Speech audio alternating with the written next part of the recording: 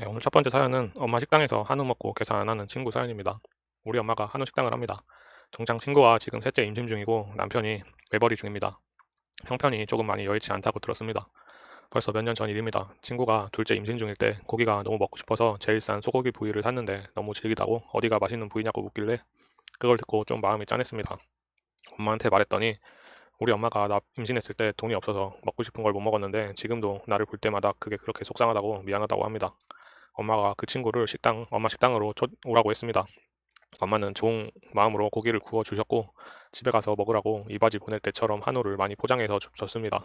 그 전에 엄마 식당에서 소고기 먹은 건 3, 4년에 한 번씩 가서 총 세네 번, 두세 번 정도 먹었습니다.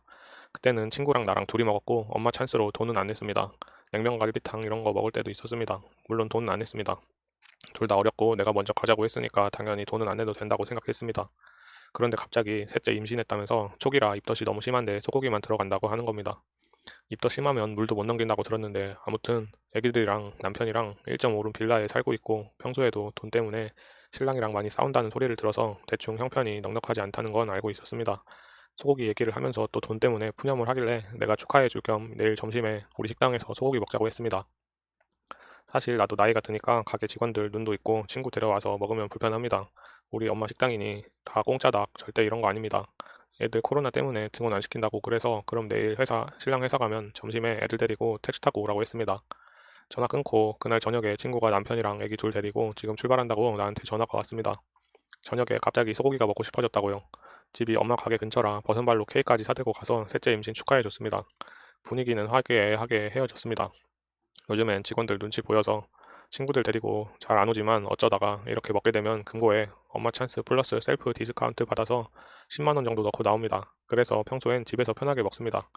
그 이후에도 친구가 가족끼리 왔는데 배가 살짝 불러온 친구를 보면서 엄마가 돈을 또 안 받나 봅니다. 왔었다는 소리는 했지만 엄마가 돈을 안 받으셨다는 그런 얘기는 안 했습니다. 그 이후로 이 친구는 뱃속에 아기가 먹고 싶다며 점점 더 자주 우리 가게에 고기를 먹으러 왔습니다. 엄마가 자리 비우고 직원이 카운터 볼 때가 있는데 그럴 때는 소고기를 안 시키고 그냥 식사 시켜서 먹고 계산하고 갑니다.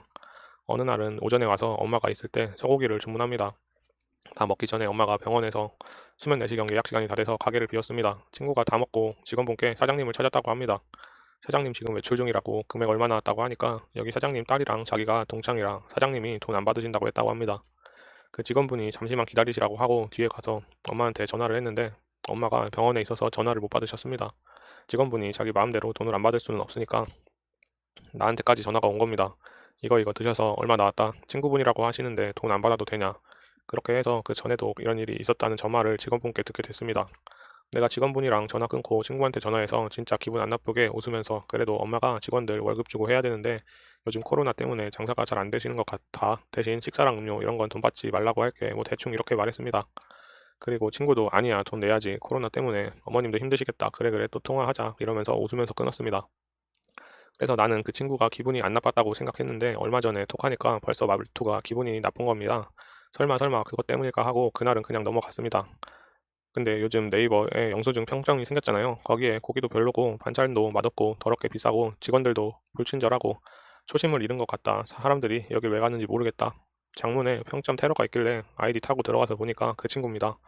얘는 외식을 엄청 많이 하고 꼭 방문 당일날 인스타에 올리는데 네이버 평점 리뷰에도 같은 순서로 식당 리뷰를 올려놨습니다. 내가 다 아는 사진이고 전부 다 우리가 자주 가는 식당들입니다. 너무 경악스러워서 전화해서 따질까 불러서 화낼까 별별 생각이 다 들었습니다. 물론 받으려고 준 건 아니지만 인스타 보면 살 거 다 사고 놀러 다닐 거 다 다니면서 우리 엄마한테 명절 때 치약 하나 안 사와도 양가 부모님한테 도움 안 받고 외벌이로 둘이서 애들 키우느라 힘들겠지 하고 이해했습니다.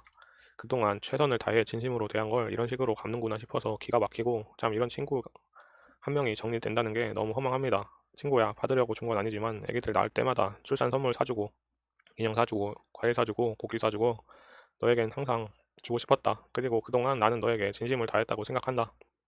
셋째 출산 잘하고 애기들 잘 키우고 화목한 가정 이루고 잘 살렴. 나한테도 아니고 우리 엄마한테 그런 악의적인 리뷰를 남긴 이상 이 관계는 회복하기 어려울 것 같다. 서로 다시는 연락하지 않았으면 좋겠다. 네, 지금이라도 정리한 거에 대해서 다행으로 생각하고 겹치는 친구들 있으면은 단톡방에 링크 걸어서 올리시면 될 것 같습니다.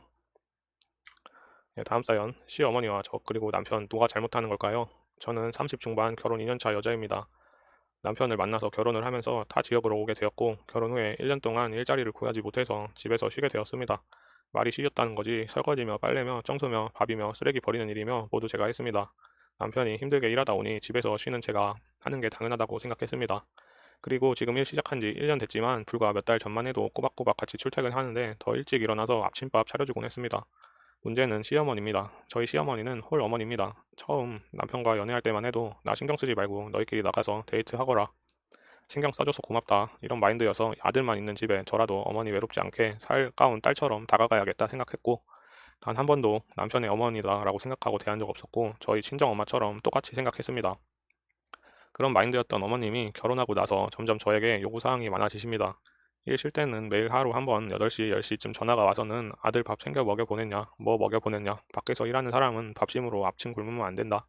날이 많이 더운데 아들 뭐 챙겨줘라. 저녁은 뭐 해 먹냐, 또 찌개 해 먹냐는 둥.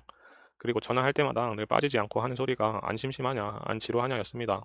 처음에는 그러려니 했는데 가면 갈수록 정도가 지나치다 보니 안 심심하냐, 안 지루하냐 이 말이 너 이제 일할 때 안 되냐, 우리 아들 혼자 이렇게 고생하는데 너 일 안 하고 뭐 하냐 이렇게 제기엔 들리더라고요. 몇 번을 혼자 속으로 꾹꾹 참다가 신랑에게 처음으로 옆 얘기를 꺼냈는데 한다는 말이 우리 엄마 그런 뜻으로 얘기한 거 아니라고 하더라고. 저한테 제가 예민해서 그런 거라고 하네요. 그런데 결국에는 어머니 저한테 며칠 뒤에 속내를 내비치십니다. 어디 있는데 거기 일할래? 나 아는 사람한테 말해서 넣어줄 수 있는데. 솔직히 아주 많이 서운했고 뭔가 모를 배신감이 들었습니다. 남편 하나 바라보고 타 지역 와서 이렇게 친구 하나 없는 곳에서 적응하고 살려고 하는데, 그런데 그뿐만이 아닙니다. 어머니랑 함께 만나보면 어머님이 아들 사랑이 지극하셔서 스킨십이 보기 싫어요. 한 번은 어머님이 일하고 저녁에 집으로 와서 저녁 같이 먹자 해서 기분 좋게 알았다고 하고 가서 밥 먹고 웃으면서 이야기 잘 나누다가 나오려 하는데, 저 있는 데서 저희 신랑한테 대뜸 아들 이제 오지 마. 땡땡 스트레스 받아. 이렇게 오면 싫어해. 그러니까 안 와도 돼. 이러시는데 정말 당황스러워서 저도 모르게 어머니 왜 그러세요? 이 말이 절로 나옵니다. 어머니는 아무 말 안 하시고 그냥 서 있었습니다. 이뿐만이 아니고 집안에 무슨 조그만 일이 있으면은 장남도 아닌데 부르십니다. 아들한테 전화해서 아들 어머 할머니가 허리 시술 받으려고 입원을 했습니다. 그런데 저희 신랑은 그 말 듣고 그냥 맞냐 그러고 넘기려는데 저한테 또 재차 연락 와서 얘야 네 외할머니가 허리 아파서 시술 받으려고 입원해서 그러시길래 그 말 끝에 너희가 가봐야 되는 거 아니에요? 어머니 이러니까 저희 바로 하시는 말씀이 그래 그럴래 하시네요. 용돈도 드리고 얼굴도 뵐 겸 인사드리고 왔습니다. 2시간 걸리는 다른 지역을.